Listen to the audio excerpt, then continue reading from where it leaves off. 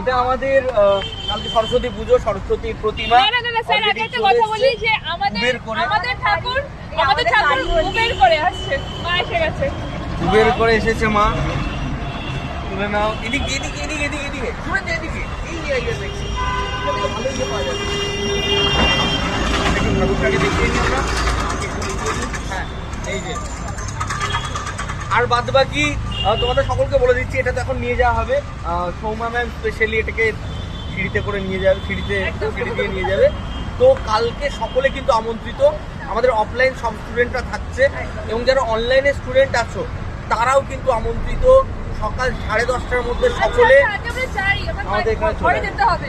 ওকে, তোমরা কাল চলে এসো, দেখা হচ্ছে কিন্তু আমাদের অফিসে।